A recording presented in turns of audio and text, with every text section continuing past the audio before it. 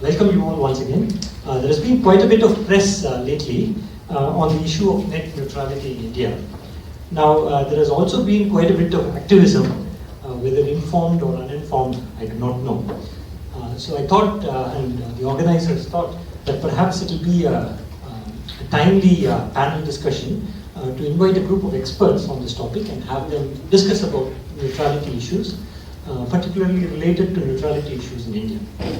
So we have amongst us a game theorist, a lawyer, an economist, and a technologist. So let me introduce them. I'll go in the alphabetical order of the last names. So we have here Professor Eitan Altman. He's the Director of Research at the National Institute for Research in Computer Science and Control. This is called INRIA in France for short. And he works in game theoretic modeling of networks. So that's Professor Eitan Altman. Let's welcome him. We also have an economist, that's Professor Sunil. He's a professor at the Center for Development Studies, Thiruvananthaparam, Kerala. He specializes in technological innovation, industrial policy, and related topics. Let's welcome him as well. We also have someone well versed with the law aspects, and that's Mr. Prakash.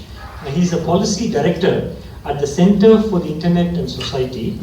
His researchers have focused on policy at the intersection of technology and law. And in particular, he has focused on access to knowledge, promotion of openness, freedom of expression, privacy, and internet governance. So let's welcome Pranesh.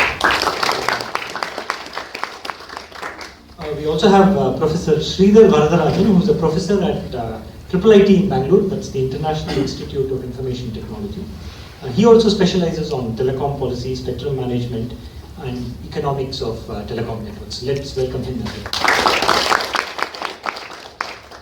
So I would invite one of the panelists, perhaps Sridhar Varadharajan, to say a few words about what net neutrality is, who are the players involved, what is the market structure, and what are some examples of violations of neutrality. Sridhar. Thank you, Rajesh. So I have about 4 minutes, about 5 minutes to sum it up. So a lot of emotions are running high on net neutrality. So basically I want to give the context. The context is that net neutrality advocates no blockage of content based upon source.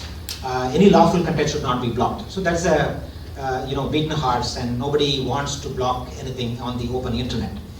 But the second aspect is very interesting. Can you do differential pricing of the different bits which come to the through the internet to the user, or can you prioritize different bits? Ideally, we would like to have no prioritization of the bits, and each bit should be priced at almost at the same rate, and that's pure net neutrality, which the advocates, basically the proponents advocate. Then there is an extreme case where each bit is given different priority, and each bit is priced differently, and that is absolutely non-neutrality. So it is n-cube, which nobody wants to advocate. But the other two cases are very interesting, right? So for example, can you give no priority but differentiate the prices for each of the bits? The extreme case is the zero rating case that we have discussed earlier. So for example, some of the ISPs can provide a basket of services under zero price, and the others will be charged. But all the bits will be treated almost with the same priority. Right? The second case is can we prioritize differently the different bits from different applications and content, but the price of each bit will be the same. So an example in this case is can the ISP speed up or slow down a certain bit belonging to a particular application, keeping the price for the bit the same. So these two conditions are very interesting, and that's what we will discuss in this particular panel. But before going into the discussions, I want to give an Indian context to it, because Indian context is quite different. The mobile operator, which provides the last mile access to the user and bringing the content to the end user industry, is very different in India. For example, in India, the average number of operators in the service area is 10 to 12 compared to 3 or 4 in any other part of the world. The market share, the market concentration, which is measured by an index known as Hirschman index, is 0.18 in India, which is indicative of almost perfect competition. Even in the US, the market concentration index is 0.35. The spectrum concentration, that is the amount of spectrum, how it is fragmented across the different operators, is even lower at 0.13, which means that the spectrum is highly fragmented in India compared to any other parts of the world. The average bandwidth that an operator gets in terms of megahertz of spectrum in India is 1/6 of the world average. So the Indian mobile sector is heavily constrained in terms of spectrum, and there is no alternative. The landline wireline subscriber base stands at about 35 million compared to 950 million of mobile subscriber base. So landline is not a substitute for mobile services. So with this, I'll open up the discussion. May I invite Sunil Mani to speak about penetration of broadband in India and associated numbers that you would like to elaborate. First of all, I think I wish to place on the table that the whole discussion on net neutrality in India is taking place without understanding any information about how many people, how many Indians are actually online. And because there is no official agency which is including the Telecom Regulatory Authority of India, which seems to be the only agency which is responsible for telecom and internet and so on in the country, has any data on how many internet subscribers are there in India. For instance, it was only since December of 2013 that the Telecom Regulatory Authority of India started publishing the number of internet subscribers, both fixed and mobile wireless subscribers. That figure is in March 2015 is 99.20 million, which means that as Sridhar said, if you have 950 mobile subscribers, we have only 99 million internet subscribers in the country. Now, there is always a constant and eternal confusion between the number of subscribers and the number of users. Very often, the number of users, of course, is much larger than the number of subscribers, and that's given us to give an impression that we have a large number of subscribers, and which is simply not correct at all. So if you take in terms of density basis, for every 100 Indians, there are only 11 subscribers of internet as against mobile phones, which is about 72. Okay. So in other words, what I'm trying to tell you is that you have a small number of subscription bases, which forces the internet service providers to be a little bit more venturesome in charging, trying to look for avenues for getting more money from, for instance, over-the-top services, etc. So it is the small number of subscribers which I think one has to keep in mind. Of course, it's predicted that this number of subscribers will actually increase, and the rates of growth are going to be very large and so on. Okay. And all kinds of rates of growth are actually predicted, and one is not able to say about whether these predictions are going to be correct or not. The second one is what about growth in revenues? But if the number of subscribers are actually very small, which means that you do have to make, and also the average revenue per user, especially for mobile services, is also pretty small. You do have to increase the number of subscribers.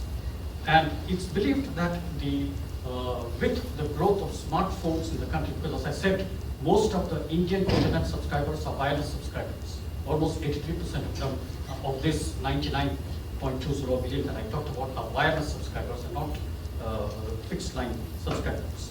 So, which means that with the increase in smartphones, which is predicted, this revenues are going to increase, and the market is also going to increase. And so, there is a need for developing additional resources. And so that's also one of the reasons as to why you have this talk about net neutrality by charging or by interfering and so on.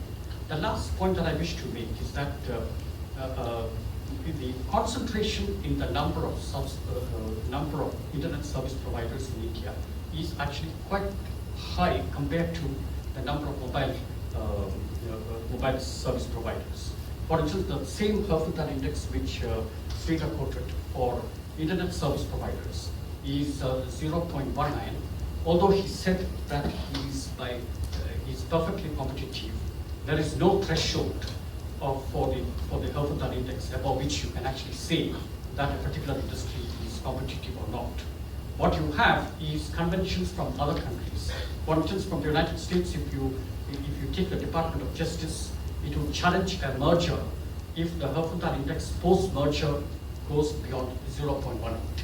So 0.19 from that point of view, I would argue, is actually very high. So if you look at the top 5 service providers for internet, the share is something like 86%.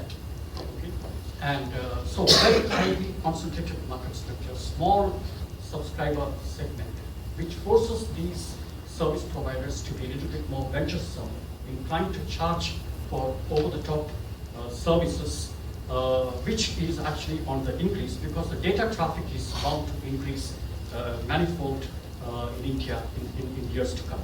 And so that's the reason as to why this conversation on net neutrality has actually started.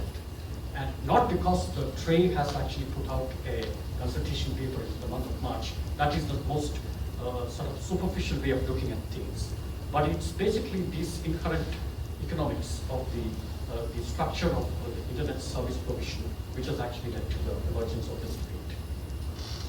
So let me just clarify that the TRAI that he mentioned is the Telecom Regulatory Authority of India, which is the analog of the Federal Communications Commission in the United States.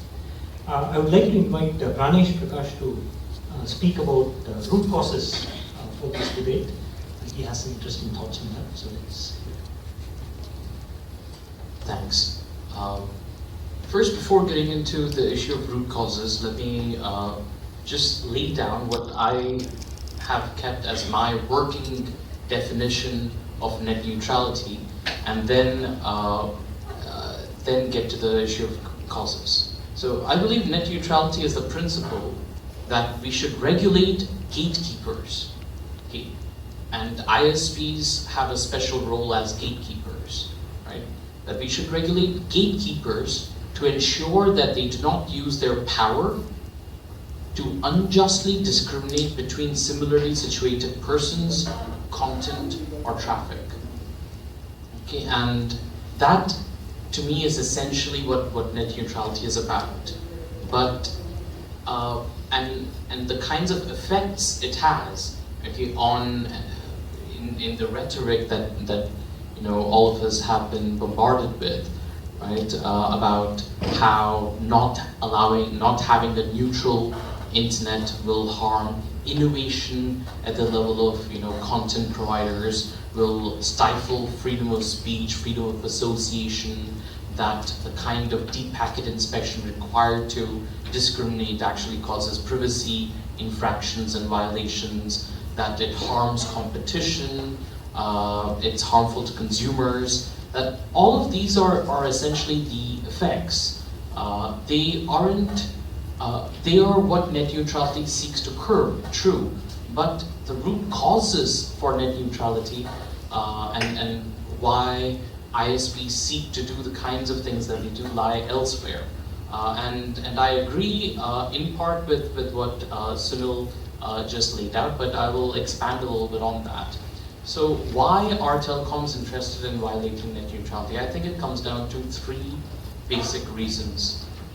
One are a set of what I consider extrinsic reasons, which have to do with what one can consider the difference between internetworking and interconnection at a very abstract level, or another way of putting it would be packet routing versus money routing. And I will use an anecdote which I came across first in a paper by Vishal Mishra of Columbia University, who works on network economics. So Hal Varian, famous economist, currently the chief economist at Google, was having a conversation with Dave Clark, a very famous networking engineer and academic, at which in which Hal Varian says, you guys really screwed up when it came to money routing protocols for the internet, didn't you? And Dave Clark looks perplexed, says, what money routing protocols? We only designed packet routing protocols for the internet. And Hal Varian's like, yeah, that's what I said. You really screwed it up. Okay, and that essentially is the problem, that when packets are routed, when data packets are routed on the internet, unfortunately that in itself doesn't help us calculate who gets how much money, who gets paid how much money. The kinds of systems that have evolved for settlement of these costs on the internet, at one point were very simple. Okay? In the 80s, you didn't really have to think much about it. There was one backbone, NSFNet. Right? As things get more complicated, you have peering, you have settlement-free peering, you have paid transit, and then as networks get even more complicated, you get partial transit models. You have paid peering, which comes about, and essentially the best way of looking at this entire entire network and to see who should get paid how much is I think rightly pointed out by Richard Ma and others when they point out that the best way of looking at it is as a convex cooperative game. Okay, and to try and look at what the Shapley value of this game would be, and that would point out what the ideal in a sense is. And unfortunately, given the current state of the internet, we can't do that, in that we can't achieve that through the kinds of bilateral settlement mechanisms that we have. So we can't have a stable core where all players have equal incentive to be in the network, be in the game, based on how much value they're getting out of it. And that combined with the issue of eyeball ISPs, that is the ISPs that serve you and I, of eyeball ISPs being in the special gatekeeper position, okay, and often having a kind of a kind of veto power almost, right? That allows them a great deal of power, which they're right now flexing, okay, and that the best way of fixing that is through increased competition at the eyeball ISP level. So this set of issues, which I think of as extrinsic issues, covers a wide variety. So these are interconnection related issues, where deals are struck between some outside company and the ISP. These are issues which one should look through the view of competition related principles, and where the discrimination essentially is happening either on the basis of content or on the basis of address, that is the source or destination of the traffic, right? Now, there's a separate set of issues which I'll go through very quickly, which I think of as intrinsic issues. These are issues, again, related to costs of the ISP, just as the first one is, also related to cost. But these are issues relating to quality of service, to congestion. These are generally unpaid, where it's not about a specific deal being struck with with an outside company, about things which are better analyzed from the perspective of consumer protection than competition. And these are also issues where it's not on the basis of content or source. It's agnostic to these to what the content is and what the source is. So some examples of these would be things like peer-to-peer traffic throttling, would be blocking of port 80, which is disabling consumer-grade connections from running web servers. Okay, and any other kind of traffic shaping and traffic management. Okay, prioritization would fall within this. So this is a separate set of issues which are done, again, generally for reasons of commerce, okay, but not for reasons of commercial deals. Okay. The third main reason is communications-based revenue. Okay? It doesn't fall into either of those two categories of, which I just laid out, and this is where the issue of things like WhatsApp and Viber and Skype cutting into not just the at one level, so ISPs are providing when their mobile phone, when ISPs are also telecom service providers, they're providing two sets of services, right? One is data carriage. Apart from that, they're providing communication services. Okay, so this one doesn't apply to all ISPs, okay, but applies to those which are providing both, and those cell companies have a special incentive when they find their communications-based revenue getting affected by WhatsApp, their SMS revenue getting affected by that, their call revenue getting affected by Skype, etc., to discriminate against those kinds of content. So these are the three main motivations that ISPs have for engaging in net neutrality violations. All the rest of what we see are essentially the negative effects of them actually carrying this out. Let me invite Eitan Altman to speak about the background of this debate elsewhere, particularly in the United States, in Europe, and France.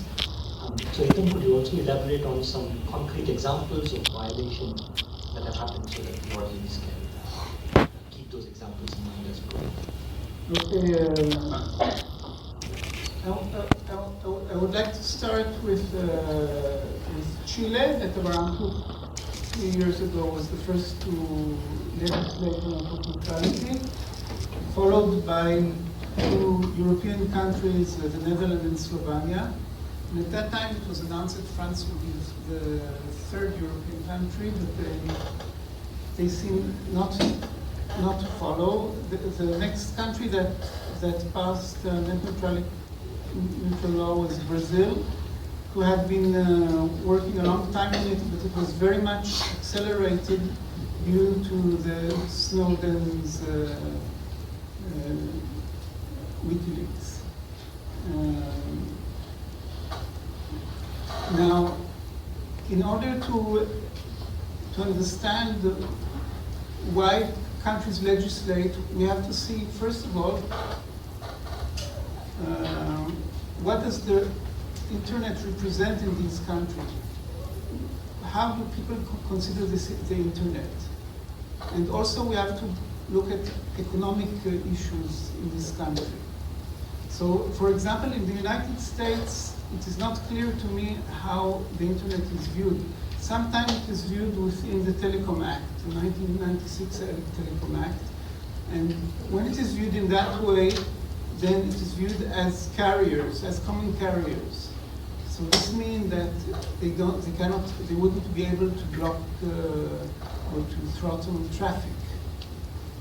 But then there were other cases in which the FCC decided to classify the internet access as information service, which means that they view the internet rather as news or as in the context of free press. Now, in France, in 2009, there was another debate on non-authorized downloads from the internet, and they passed a law which was quite tough, and it was rejected by the Constitutional Council in France, the person from the internet. So the reason it was rejected is that the authority to decide that was an administrative authority. And then the Constitutional Council said that the internet is an expression of free press and the free speech that goes back And they cited that goes back to the Declaration of Rights of the French Revolution. So you could ask, what does the internet have to do with the French Revolution? It didn't exist yet, but it is because they consider the internet as an expression of free speech and the free press, that they said that not anyone can decide to disconnect you. It has to be a judicial authority that can decide such a thing because it is such an important issue. So this may give us the French point of view on the internet in the social aspect. Now, on the economical aspect, the French say the following. First of all, whom would it benefit if we are neutral? So the United States had invested a lot of money and developed the internet. So if France now becomes more neutral, they think that those who will benefit will be the Americans.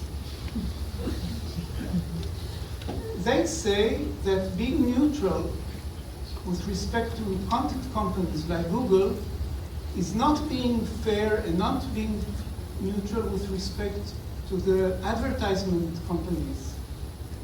Because advertisement companies in France pay taxes, but Google doesn't pay taxes on their revenues from advertisement in France. They are registered in Ireland, and they declare all the benefits on their subsidiaries that are registered in some islands, in Cayman Islands. The same with Facebook. So if you try to treat them in a fair way, then you harm your own industry. So when I saw this point of view, I became much more anti-neutral in the French context, till I understood that it is not fair to judge Google only at the sectorial level, because there are tax havens. These tax havens that Google uses are also used by other European industry. So the unfairness comes is typical to the advertisement companies, because the French advertisement companies are not strong enough to open subsidiaries in these islands. But many other industry does. So on a global industrial or economical view, you cannot say that it is not neutral. So is it okay to be unneutral to Google? And being unneutral to Google means that there were calls to tax Google, both in France and in Spain, and to install Google tax. So the question is, of course we should request to have Google tax, and we did this, and it worked. So the director of Google came to the president of Google came to the president of France, and they talked about this tax. And then the president of Google said that they will open a research institute in Paris. And it's a very good place in Europe to have a research institute, because there are a lot of intelligent people there. And next year,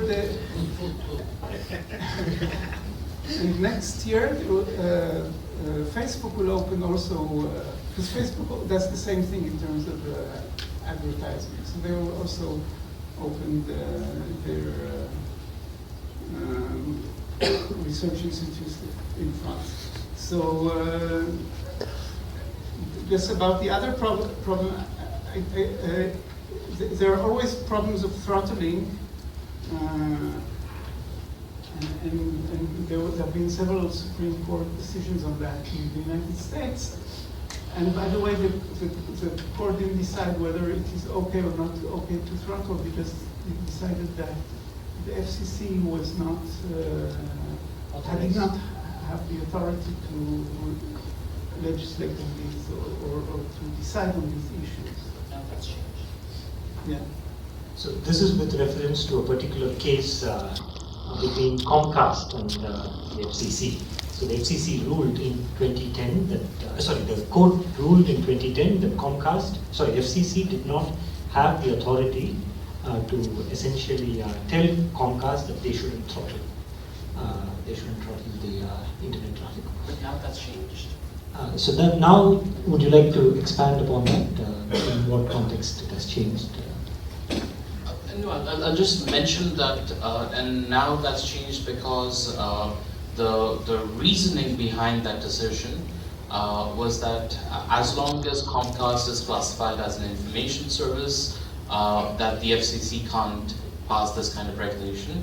But now the FCC in March of this year has reclassified what Comcast is as a telecom service, not as an information service. And so now, and along with that, they passed a new version of their open internet rules, right? So now it's more kosher, and the FCC now has reclaimed, in essence, the authority to pass net neutrality regulations. So that brings me to this particular question. So in the USA, FCC has come up with conduct rules, and on 2 occasions they have been struck down by the courts. This was in 2005 as well as in 2010 as well as in 2014. And they've been struck down because the FCC didn't have the authority in the language of the Telecom Act of 1996. In the Indian context, what is the source of legal authority for open internet rules? Which act governs openness of the internet? So, insofar, I'd like to break that down into 2 parts, right? With respect to what the TRAI paper covered, because the TRAI paper covered 2 distinct sets of issues. One, and the vast majority of the paper was focused on the issue of regulating OTTs. These are regulating companies, internet services. Okay, those are your Googles, your Reddits, your Facebooks, etc. Okay, and your WhatsApps, etc. So one was with regulating all of those. Okay, and the other part was about regulating ISPs in terms of in what we think of in terms of net neutrality. So with respect to these 2, there are different sources of power, right? So the ultimate source of power in India for a lot of these kinds of regulations come down to the Indian Telegraph Act and also the Telecom Regulatory Authority of India Act. Now, the Section 11 of the TRAI Act lays down what the powers of TRAI are, and the Telegraph Act of 1885 essentially defines what a telegraph is. Now, pretty much everything in the world, according to the definition of Telegraph Act, is a telegraph. Again, and I'll read out what it actually says. It means any appliance, instrument, material, or apparatus used or capable of use for transmission or reception of signs, signals, writing, images, and sounds or intelligence of any nature by wire, visual, or electromagnetic emissions, radio waves, etc., etc. So, and the word signals is again defined very, very widely. So pretty much everything that you can think about is a telegraph. Okay, but thankfully, Facebook is not a telegraph. Okay, so Facebook can't directly be regulated under the aegis of this act. Okay, but ISPs definitely can. Tons of so there is no debate really of the sort that happened in the US about whether the Department of Telecom, whether TRAI has the power to regulate these ISPs. They in fact have the powers. In fact, right now ISPs are over-regulated, if anything. Okay, and not in the area of net neutrality, obviously, but in all kinds of other areas. One of the strongest arguments that I find on the side of the telecom industry in this entire net neutrality debate is one about regulatory parity.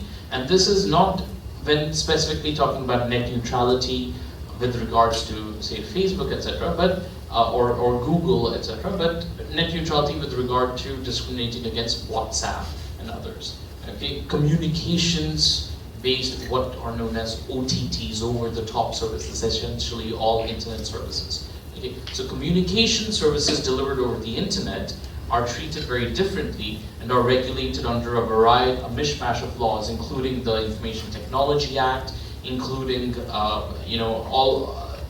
including our Consumer Protection Act, including tons of different acts that apply to general services being provided in India, but they are not regulated under the Indian Telegraph Act, and they are not regulated through the various licenses that the Department of Telecom has. Okay, these contracts that the Department of Telecom has with all telecom services and all internet service providers, etc. So these services are under much higher regulatory burden than a Skype or a WhatsApp. Okay, and so the regulatory parity issue is one of the strongest. Now, of course, we can't have regulatory equality, okay, because these are very different. They operate at different levels, okay, at different network layers. Okay, so they are very different, so they must be treated differently. But in many areas, they are quite comparable. But even in those areas, there is regulatory disparity. And so I believe we should try and minimize this kind of regulatory disparity wherever possible. And most of that should be done not by increasing the amount of regulation over Skype and others, but by decreasing to a larger extent the regulation that we currently impose on telecoms. Okay, so that's the strongest argument in their arsenal. That's a limited argument, but only when it comes to communications services applied over the internet, and their solution to that, okay, which is increased regulation on these greedy buggers who are like free riding on us, is the wrong solution. I have another. You have a comment? Yes, just one quick comment. Actually, we should look at this particular aspect from two aspects. One is excludability. For example, if you don't have a SIM card, you cannot access the telecom network. So telecom in general is excludable in nature. And it is also rival. If you use a lot of bandwidth, the other's value for the network decreases, and therefore it is rival in nature. So telecom service is excludable and rival, whereas over-the-top services, like for example Facebook or Google, Gmail, whatever it is, it's non-excludable. Of course, you have to have username, login, but anybody can create a username and login, right? And the use of Gmail more by you does not decrease the value for the others. But the important thing is, so basically over-the-top services are non-excludable and non-rival. Now, non-excludable, non-rival service is, riding on top of an excludable rival telecom service, and hence the important question of how to take on the regulation. So let me give a couple of let me make a couple of points on give you some numbers. So Airtel announced in December 2014 that they have invested rupees 1.4 lakh crores. That's about $21 billion, and they have paid about a third of it in taxes as well. So they're saying that offering voice over IP services for free is not a tenable business model, which is the point that you're trying to make as well. So it appears that you do believe that Airtel, there is merit in Airtel's argument. Would you say that? Would you like to comment on that? And also, would you think of newer market mechanisms where these Skype and WhatsApp and others pay Airtel in the event you think that Airtel does have merit in the argument that they're making? Yeah.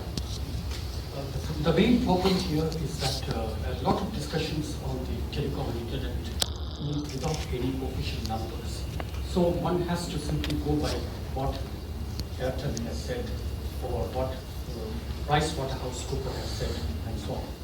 And we do not have independent numbers. Say for instance, the Central Statistical Organization, which collects the data for this country, does not have any kind of new data on the internet or the information and communication technology sector, including the mobile sector. We don't have any numbers. Now let's take this point about Skype. Okay, it's an over-the-top service, which is cutting into the voice calls, because if you have a Skype, then perhaps you will not be using your mobile phones. So or you use your mobile phones less, and so the revenue of the mobile service providers actually comes down. So there is a case for charging for the use of Skype. Okay. Now let's look at the numbers which are available from official sources. International calls are less than 8% of the total sales revenue of any of the Indian telecom service providers. Okay. And most of the Skype conversations are international. They are from a computer here to a computer abroad. Okay. So how is that it is cutting into the voice calls? I mean, its negative effect in reducing that's little doubtful. SMS revenues. Yeah, SMS revenue, of course, I do agree. The traffic is actually coming down because of WhatsApp and other kind of messaging services. But again, I think the root cause of the problem is essentially because the internet service market, provision market, is not competitive at all. It's highly concentrated. Whereas the mobile service market is quite competitive. And if you remember, when India started providing mobile service communication, it divided the whole country into 23 circles and introduced at least 5 service providers in each of these circles. Okay? And then it used basically licensing and spectrum management as a way of affecting the structure of the industry, because that's a legal barrier to entry. Okay? And of late, it has started using the mobile number portability also as a way of promoting competition. But in the case of internet, we don't have any such thing. And that's one of the reasons as to why the service providers, faced with a small number of subscription base, having a large number of users, for instance, the IIT, maybe you have thousands of users here, but only one subscriber. Okay? So the internet service provider basically gets the money only from the subscriber and not from the users. So in this context, if one were to model this as a sort of cooperative game that you mentioned, what kind of issues do you think would arise? Do you think there would be some sort of payment rules that one can come up with, where the service provider provides some money to the content provider, or the content provider provides money to the service provider? Would you like to comment on it, Eitan? So we have done some research on that with Rajesh. So first of all, of course there are calls to tax the content providers, but then you have to put in your models some parameter that is called the power of bargaining, because it depends really on who is the content company. If you can say that you want to tax Google, and still Google will try to use to send content through your company. But if you say if an ISP asks to tax Walt Disney, they will not get anything. If they want to have the privilege of of delivering Walt Disney to their client, they will have to pay Walt Disney. So if the market forces determine who pays who, then both things can happen. It's not necessarily the content provider that will pay. So this is one aspect that we saw in our research. Another aspect was related to models of vertical monopolies. So, for example, what is a vertical monopoly? In France or in Europe in general, the content industry is not strong. So what they do, the ISPs are very strong. So in order to develop their economic strength, what the French company does is just to buy companies that are doing well. So a few years ago, Orange bought Dailymotion. So they just buy these companies, and this is considered to be non-neutral because then they give special treatment to the company they colluded with or that they purchased. So we tried to analyze it, and at that time there was a concept in this field of price of collusion, which is how much the society loses because of collusion. And what we discovered is that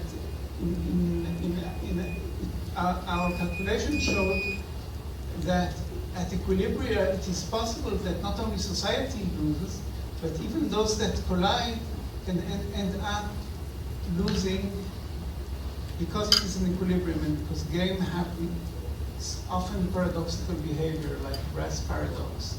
So it could be that an equilibrium that is a new equilibrium that is created by merge or by a purchase of one company by another would lead to a situation where everyone loses, including the company that colluded.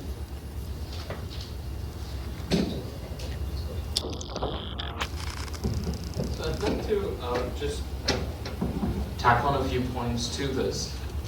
One is that the issue Eitan just raised about who pays who is always an open question. It's not just a theoretical one. In the early 2000s, there were content providers essentially making the argument that you ISPs would not have any content to serve, okay, if it wasn't for big corporations such as us.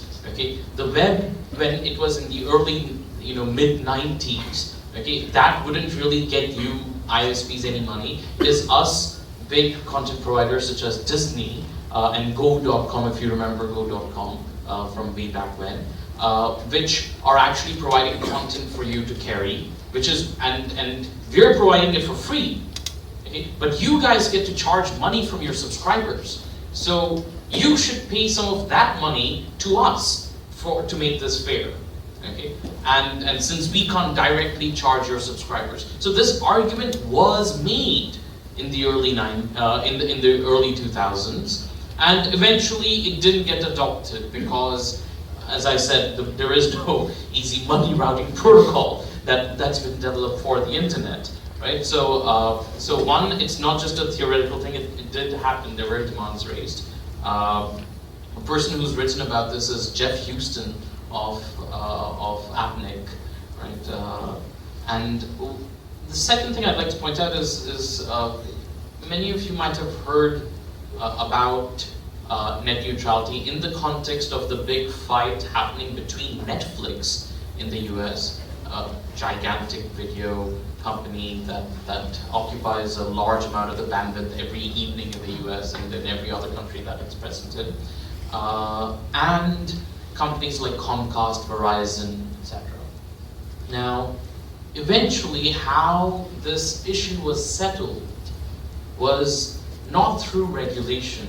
Eventually the way it was settled was for what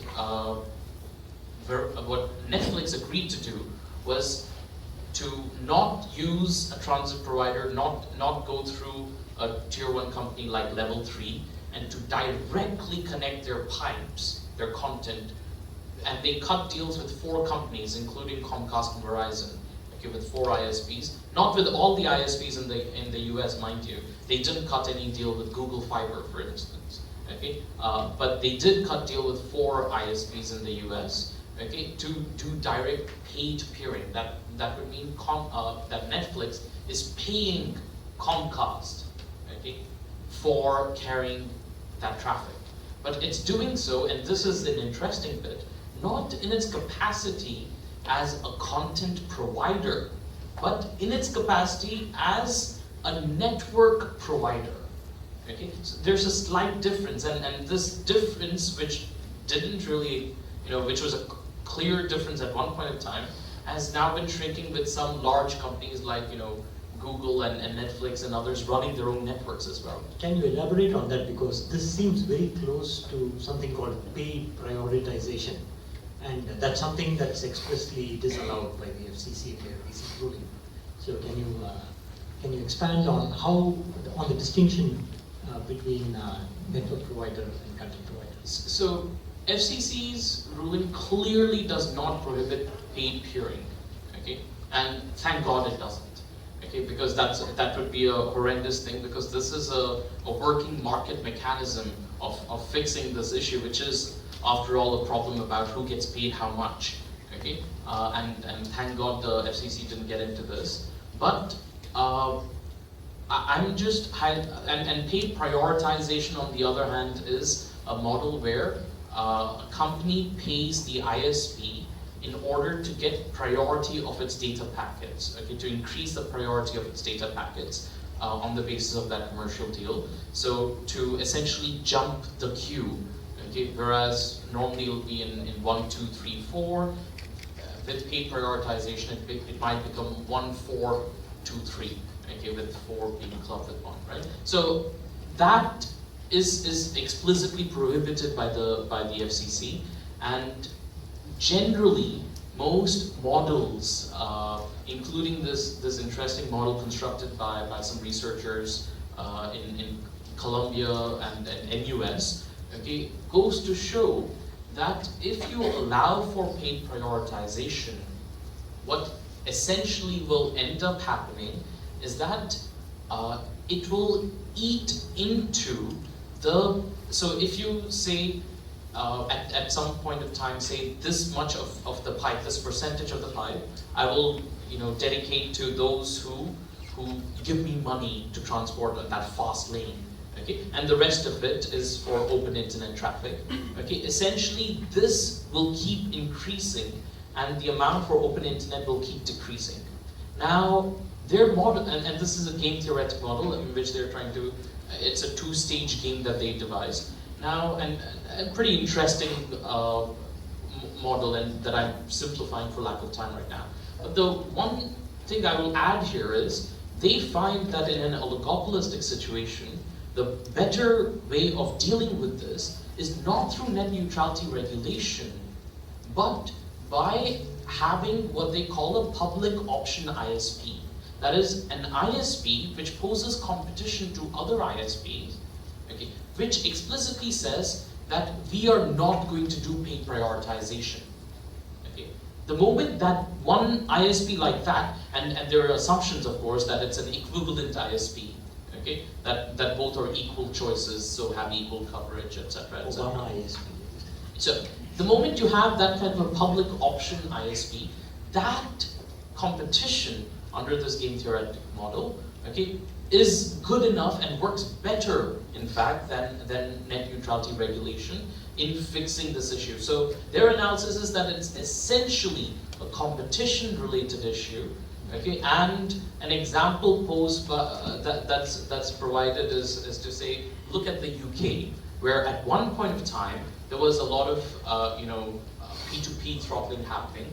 And then I can't remember which, I think it was TalkTalk, but one ISP came out and said we're not going to do any P2P throttling, okay? And eventually all ISPs had to stop doing P2P throttling because of that, okay? Sorry. I think Sridhar has a comment to make. So paid prioritization, we are talking about ISPs. I am not a lobbyist for telecom, but I would like to really point out that we have to take it to the other level. There are platforms over platforms, right? So for example, take Google's AdWords, it's a platform. And when you do a search, you see the sponsored search results, 1, 2, 3, 4, etc. What is it based on? It's based upon the bid price that the sponsors have paid to Google for click-through. So it's based upon generalized second price auction, and it is paid period, because only if you pay high that you will show up as the first person in the ad search. Otherwise, you will show up in the 500th page. So it's almost like paid search, right? So why are we talking only about ISPs in the context of net neutrality? So the net neutrality should be applicable to Facebook and Google also. Google controls 90% of the search. Facebook has 90% of the user base in the social networks. So I think that we need to take net neutrality onto other platforms as well, and not just talk about ISPs. So I have a very quick response, okay? When it comes to Facebook, I completely agree with you. My definition of net neutrality right at the beginning, in terms of gatekeepers, applies equally to Facebook. And Facebook is much worse. If you look at Indian telecom companies, you can at least migrate between one end and another. You have multi-SIM phones. Okay, so switching costs in the Indian telecom situation, at least in the mobile situation, is rather low. Okay, switching costs associated with Facebook are insanely high. They're effectively, you can't switch out of Facebook even to something that looks just like Facebook, VK.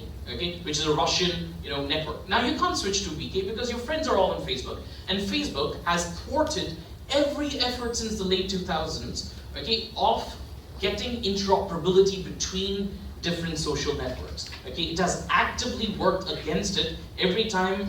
Well, in this case, it happens to be Google and others. Okay, proponents of open technologies. Every time there's been some traction on such a standard, Facebook has actively killed it. Okay, so with Facebook, I agree. With Google, with search, it's a different matter. Switching costs for search are far lower. It's far easier to substitute a Bing.com or a DuckDuckGo for Google than it is to substitute,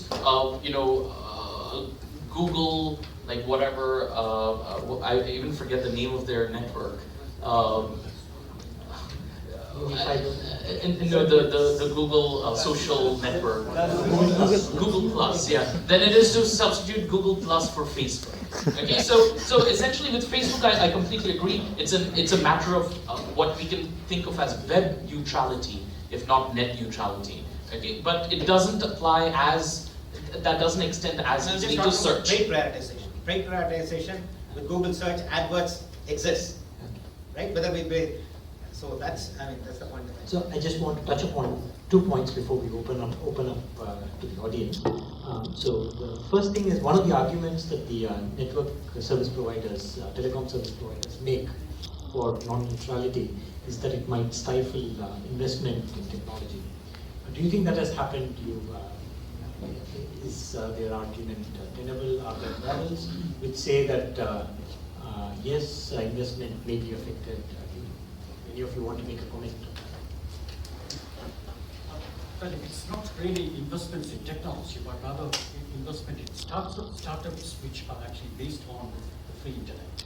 Because if you look at the innovation landscape in India, the traditional way of innovating, that is coming out with new products and processes and then taking out a patent based on that, is very, very low in India. Indians get about 3,000 US patents in the US Patent and Trademark Office, but 85% of those 3,000 patents are based on multinational companies doing their R&D in India and not by Indian inventors. So the way in which India has been innovating in the last few years has been setting up innovative startups which are largely based on the internet. So if you have a free internet, it will promote such a large number of innovative startups. So if you have a non-neutral internet, then I think it promotes innovation from that sense of it. The other question that I had is mobiles are becoming an increasingly important pathway to the internet. So can there be different network management rules for the wired and the wireless internet? Would any of you like to comment on that? Just a comment. Basically, if you look at FCC net neutrality rules, it was applicable only for fixed line service providers until the new amendment had come. So fixed line with high capacity is absolutely not a problem, because with prioritization, without prioritization, the user does not make much of it doesn't make much of a difference. However, in the case of mobile, we have this crucial finite resource called spectrum, which is not available in plenty.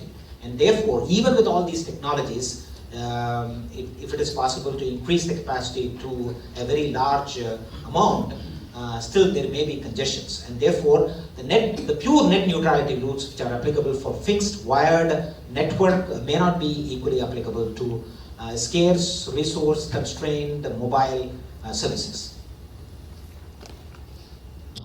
Thank you. We now open up to the audience. Professor Tony Ephraimides has a question.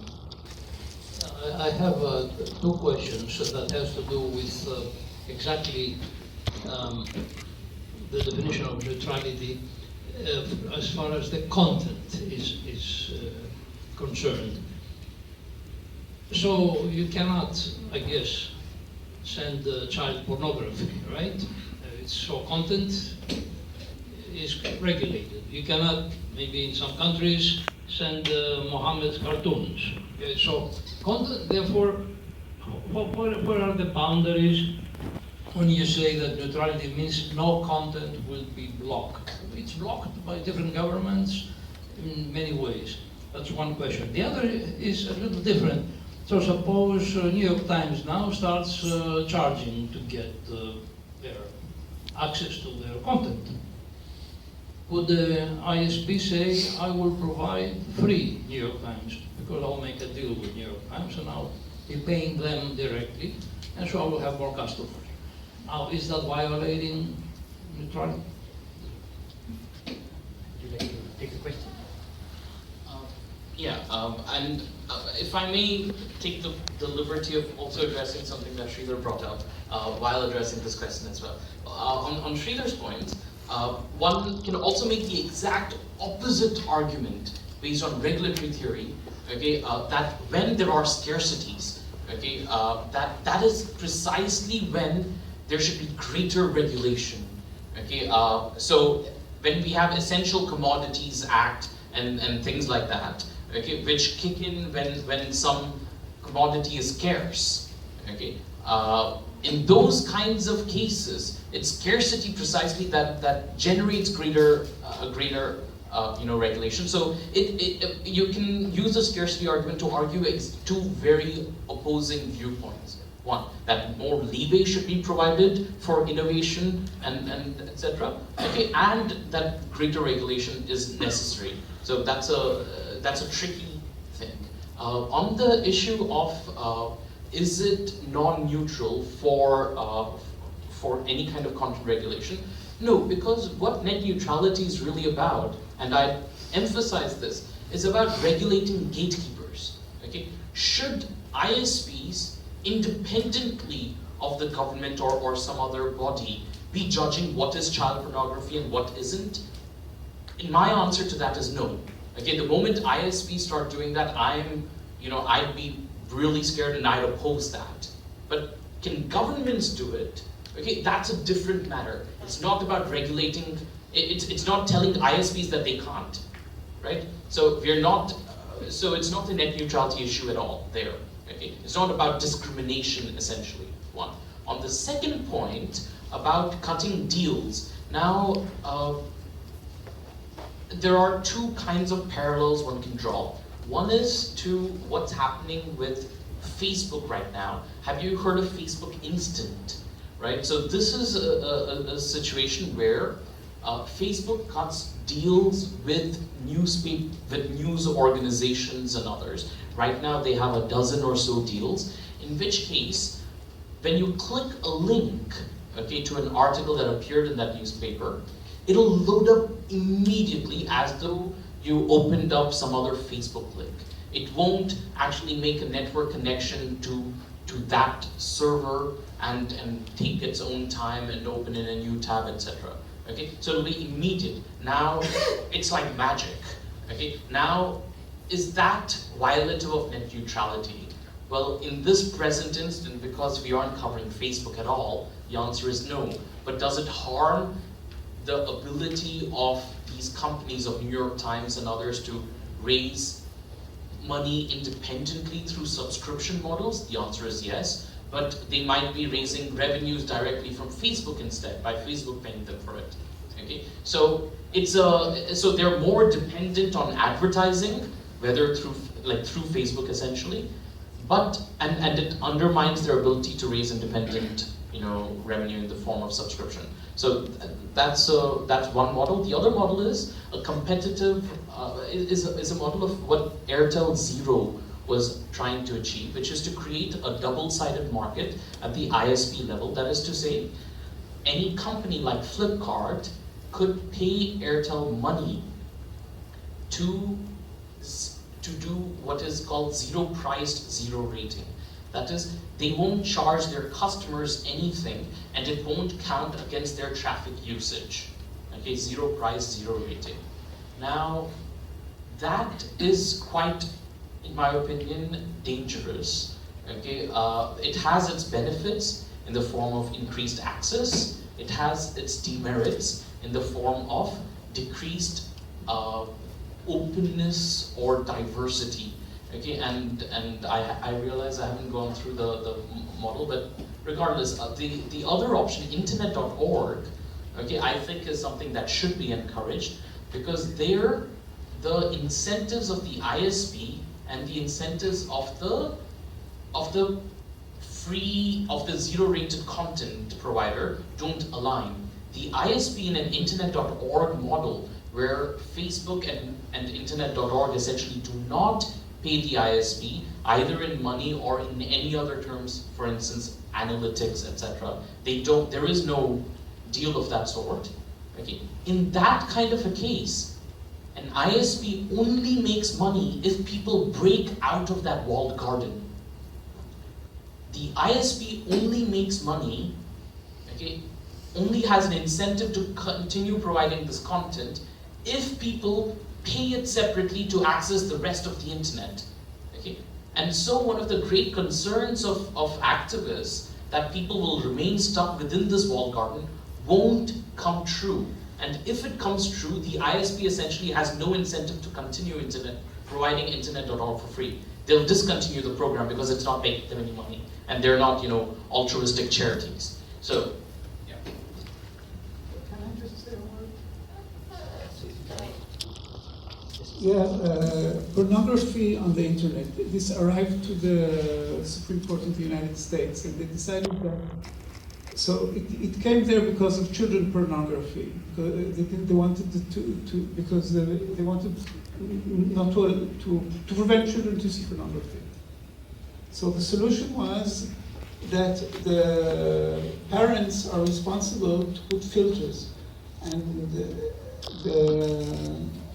so there are filters that allow you to prevent from children to see pornography. No, that's different. Children not watch pornography, but child pornography is prohibited for. Yeah, sure. I meant the first one. So I think this issue of whether ISP should look into the semantics of a bit is a no-brainer. That's easy to deal with. Semantics can be divorced from quality of service, for example. Okay, so maybe people can charge. I'm setting up a straw man. So you could think of charging based on quality of service provided, and regardless of the semantics, whoever uses that pays that thing. So, but there's a problem with that, because quality of service is location dependent. To carry 1 millisecond latency from me to you is different from carrying it. So quality of service. So even if you want to charge by the quality of service provided to the bit and not the semantics of the bit, that also is problematic, because quality of service is location dependent. For example, in the power industry, there's locational marginal pricing and so on, right? So that actually brings this issue into the policy domain, because, and this is where I want to focus down on the India specificness of this discussion. So in India, there are several things that maybe social policy would like to achieve. Connectivity, enhancing connectivity is certainly something that we want to do in India. Fostering innovation when you have giants like Facebook and so on is another issue in India. So we can view our discussion as being price takers, or we can view it more strategically, right? And essentially this public policy is trying to strategize it rather than just being price takers. So from that point of view, what are the relevant issues to enhance the social objectives of the game? So, would you like to take this question? As I said before, once you have the competition between service providers increased, because how did the telecom, we talk about a telecom revolution in the country, essentially which means that the density of telephones have increased from virtually 0 to almost like 100 in most urban areas, and almost like 40 to 50 in rural areas. And this has happened, and we have the cheapest telecom services in the world. And essentially because you had competition between service providers, which led to reduction in the prices, so which led to subscribers being able to afford it. So in the same way, I think if you have competition between service providers, the quality of service itself will improve.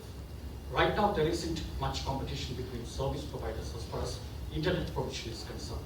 So I think instead of spending too much time on net neutrality per se, improving connectivity, I think should be on the table. And once you have improved connectivity, then you can bring in issues of net neutrality. What about innovation, industrial policy? Well, innovation, as I said before, I mean, if you are talking about innovation in the traditional sense to a firm, the firm is not getting the information from the internet for the simple reason that most of the information which is required for introducing a new product or a process is proprietary. It's covered by a patent. And you're not going to get this information by simply doing a Google search or anything of that sort. On the other hand, in an internet, a free internet can actually jumpstart a fair amount of innovative services, and where this proprietary requirement is intellectual property rights don't make much of a sense, or it's not a barrier to entry. Sridhar has some comments to make. So, with respect to competition in internet services, in fact, when we opened up internet services in 2001, 431 applications were received. And the number went up to 675 ISPs in the country. But today, if you look at it, pure play ISPs are only 3 or 4 in number. So definitely the non-facility based operation of internet service provisioning has not really worked. The other reason is that there is a lacuna in the regulation. The internet, pure play internet service providers, non-facility based? Internet service providers think that they can lease bandwidth from the telecom service providers and ride over it. And this has worked to some extent, but after that they are not able to really pay the telecom service providers for the bandwidth usage. And therefore the competition has killed by itself. The second important thing is pure play internet service providers are not allowed to provide unrestricted internet telephony. So according to the regulations, they can only provide PC to PC phone call, or they cannot provide, actually they cannot connect internet to the public land mobile network or public telecom switch network. And this has been a problem because most of the internet service providers want to provide voice over IP from a mobile phone or an internet based device to connect to a landline or a mobile phone. So that regulation has to be straightened out because as of now, they're not allowed to provide it. So if it is removed, if this blockage is removed, it is quite possible that there will be more internet service providers and the internet service provision competition might increase.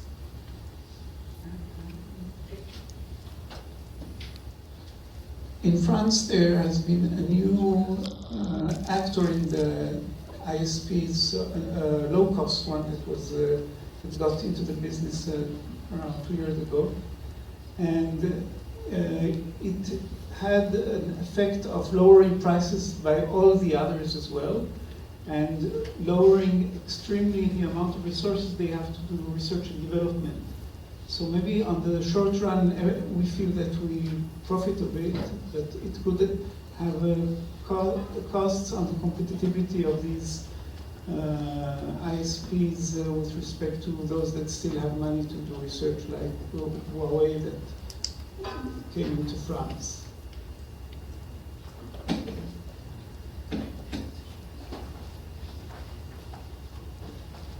Word net neutrality itself. Are we relating to internet neutrality or network neutrality? Because internet per se is designed for best-class server services, over which we have a huge number of computer science engineers communication experts, try to develop some protocols, etc., doing great things. So if you really want to have network neutrality as what it tries to say, then 50% of what research has been done or the RFCs being read by ETF goes for a toss. Correct? Then comes this question of the OTT or the Airtel example.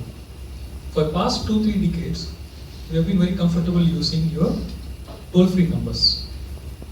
So if toll-free number can be accepted, what is wrong in trying to have an Airtel OTT? The argument comes there of saying first hand, first degree, second degree, third degree economic differentiation. That doesn't make sense at all for the consumer, because are there any reference points to say because of network neutrality my services got affected? And what spoke about the QoS aspect, nobody is going to have a latency measurement device with me to see that if I click this page, it comes out in 0.1 second or 0.34 seconds or 1.01 seconds. So why are we so much crying about network neutrality when, as what Professor Mani told, there is no connectivity, and what Professor Sridhar told about it's a mix of anti-comments riding on comments. Anti-comments riding on comments can't be a game theoretical model. Some inputs on it. Thanks. Eitan, would you like to comment on the first point which you made, that us engineers always worked on quality of service? A very big part of the job of regulation company in France and in Europe in general is to follow in order to detect if there is throttling. And there are always complaints. So indeed they do want to be able to measure at the endpoint of the user. So really what the user received, and they're able to discover whether there has been throttling. Maybe I just say that throttling per se is not excluded by neutrality, the way I understand it. You can throttle if you don't have a sufficient bandwidth for some greedy application. And what they require is that there be transparency on what type and reason of throttling there are. The FCC knew that throttling is prohibited. New orders by the FCC, throttling is prohibited. So would you like to comment on the, Sridhar has Just one some comment. comments to add. Actually, I perfectly agree with you that quality of service based pricing should be there, because as Professor mentioned, location-based pricing should be there. Smart data pricing should be implemented by the ISPs as long as they don't discriminate within the same class. For example, if I say voice over IP is a class, and I cannot differentiate Skype over Viber, but I should be able to differentiate voice over IP as a synchronous application versus file download, right? And this kind of quality of service should continue to exist. And that, I think, should not be counted as violation of net neutrality. I don't fully agree. Okay, but I agree with the point. I'm sorry, I didn't catch your name. You made that a lot of what the progress that we've made in terms of the networks and QoS, etc., would be put to rest by strong net neutrality regulations, which is why we should not have strong bright line net neutrality regulations for things like QoS. We should, and that kind of connects to the point about innovation, because there's innovation at least at 3 different sides when we talk about innovation. Okay, one, what most people talk about when they talk about innovation in this context is innovation at the level of the content providers of the internet services, etc. Okay, so that would be negatively harmed if we don't have some amount of neutrality at the ISP level. But at the same time, there's innovation at the level of networking technologies, which will be harmed if we have strong net neutrality regulations. And also, there's innovation at the level of ISP business models, etc. Okay, because ISPs also innovate. Okay, so that innovation is also harmed if we have strong net neutrality regulations. The kind of innovation that I'm most willing to deny is ISP, business model innovation, because that's a competition-related issue. Okay, but at the networking technology level, we should not really interfere very strongly there. We should lay general principles, okay, which I think are fair, and I can explain them in greater detail perhaps later, okay, which forms a part of our submission to the TRAI. But those should not be, those are principles. Those can be applied both for wireless and for wired, okay, and applying the same principles, you would say that some kinds of things which are okay on okay on wireless, okay, on mobiles, etc., are not okay when it comes to wired connections, because the same principles can lead to different results when applied to different conditions. Okay, so and that amount of leeway I think we should allow when it comes to we should not kill that amount of innovation within networking technologies. There was So can we have a quick response to the second question, which was one of equating Airtel Zero service to the 800 service? So that's a false equation unless one very specific condition exists. Okay, it's a false equation primarily because when you because of the way termination happens over telephone lines versus how it happens on the internet. So when you are paying Airtel to provide you a 1-800 number, okay, I'm on Vodafone, I can call for free, okay, to that number. Okay. Now, assume you, on the other hand, are now Facebook and are paying Airtel to provide free internet, and I'm on Vodafone, I can't get free Facebook. Okay. So they're very different models. The way to right? Sorry. It's a club book. So why the market will take care of it? So the need for regulation there, okay, is the harm. So there are benefits of it. Okay, and this can, firstly, I believe the moment you allow for exclusive deals here, it's gone. You can't allow for exclusivity. What one can aim towards is a kind of FRAND kind of model, okay, that is fair, reasonable, and non-discriminatory model, okay, in which case, which is what is a standard that is often used for any kind of situation where there is an essential input, and in this case one could say that the ISP and internet connectivity is an essential input. So it's applied in the world of patents, okay, for instance in standard essential patents. Now, if one says non-discriminatory, non-exclusive, transparent marketplace can be created, okay, even then it doesn't equate a toll-free number unless one says that either one creates price zero rating across all networks or across none at all. Okay?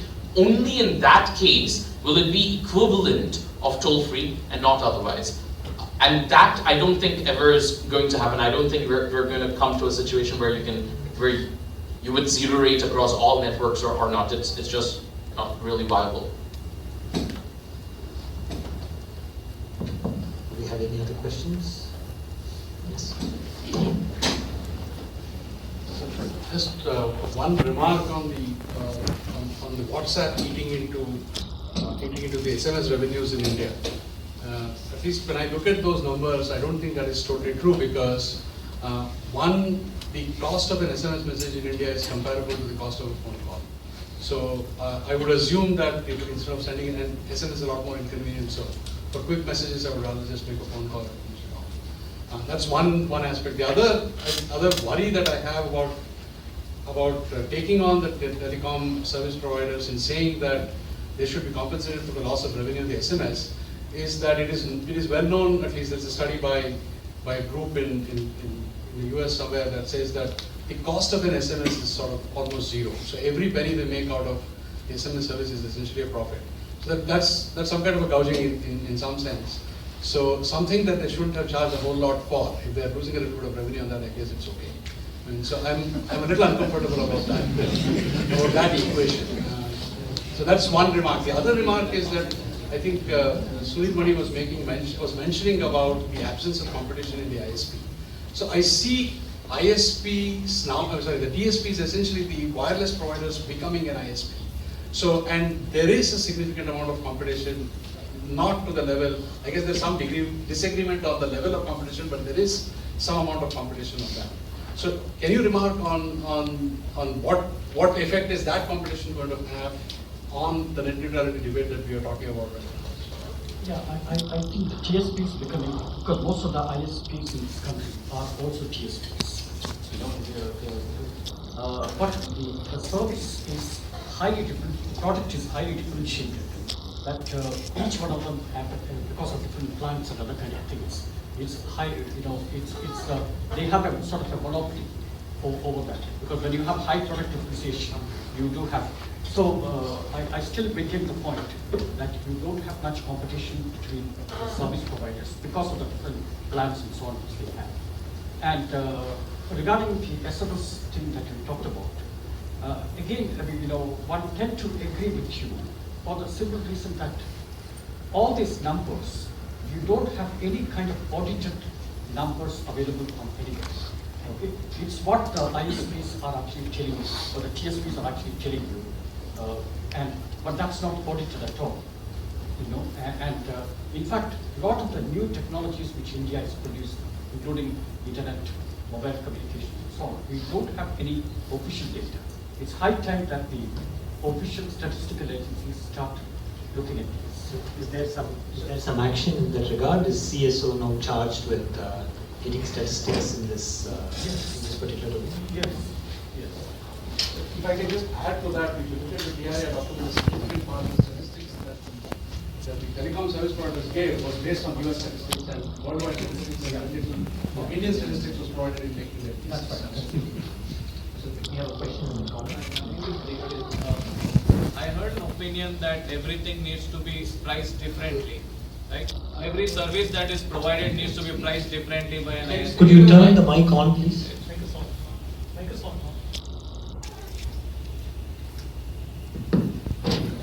My name is Dikshit. I heard an opinion that every service that is provided needs to be charged differently by the ISP service, internet service providers. So does that mean the bit that I use for Skype calling costs more to the company than I use it for file downloading? If that is not true, when I'm already paying for it, why should they get the money from the company like Skype or file store cloud services? I mean, I'm already paying for it, right? So why should there be a different costing facility? Would you like to take the question? Okay. So indeed, one of the definitions, or part of the definition of network neutrality is that you pay only once per packet, you don't pay twice. So this answers, I think, your concern. Those who legislate on neutrality take this into account, what you just said. Maybe part of the definition. I agree with that, but the argument was that it needs to be some, I don't know, one of the panel members said that there should be a facility where it needs to be charged. I mean, if you're referring to the case that content providers should pay the ISP or not, is that your question? Not that. You said for like Skype should be paying more, or it should be charged, or the bit that I use will have more cost than the bit I use for downloading of a file or something else. No. I'm just saying that if, for example, you are using a synchronous service such as Skype and it has to be provided with a certain guaranteed quality of service, right? That bit might have to be prioritized, and I might charge a little bit more compared to, for example, a file download which can be scheduled later, and the bit can come a little bit later, and therefore I don't charge for the guaranteed quality of service. That's what I'm saying. Okay, it's depending on the quality. Also, one more important thing, we have to also look at call termination charges. You know, for example, whenever a mobile call terminates, the originating service provider pays for call termination, and therefore it is very similar to a content provider paying a termination charge to the ISP for terminating the call. Not really. They operate at different network layers over there. So and there are charges between the transit ISP, okay, and this ISP. There is an exchange of money over there. So it's not quite the same argument. I will caution. Okay, we'll take. I think we should go to another person. We could continue this discussion at dinner. We'll take one last question before we close. Siddesh.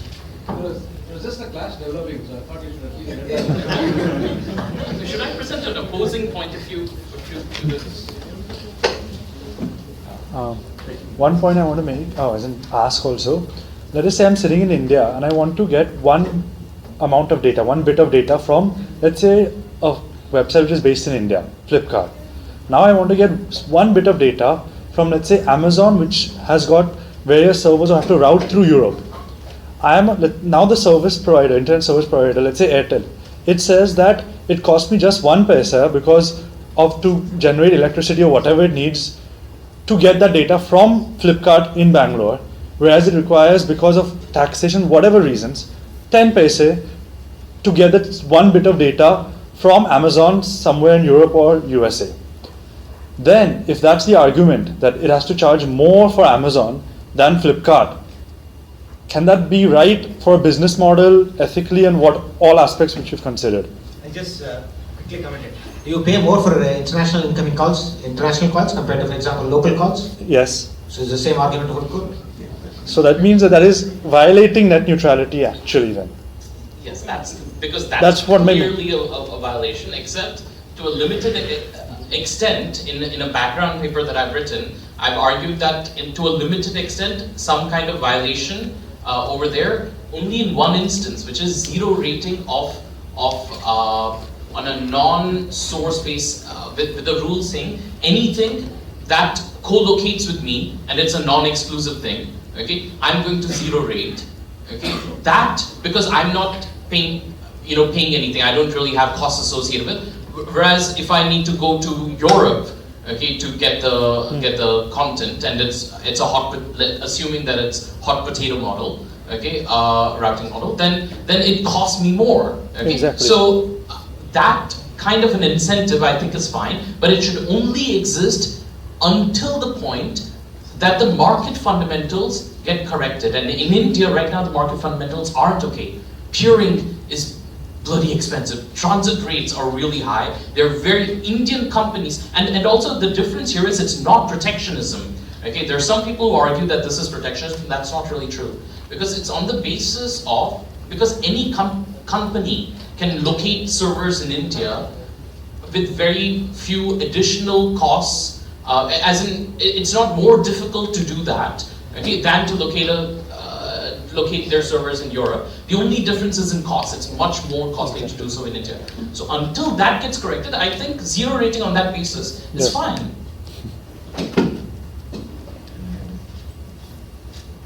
I would include not only the cost, but also the revenues. The revenues are not just what subscribers pay, but also what Google's main business model is advertisement.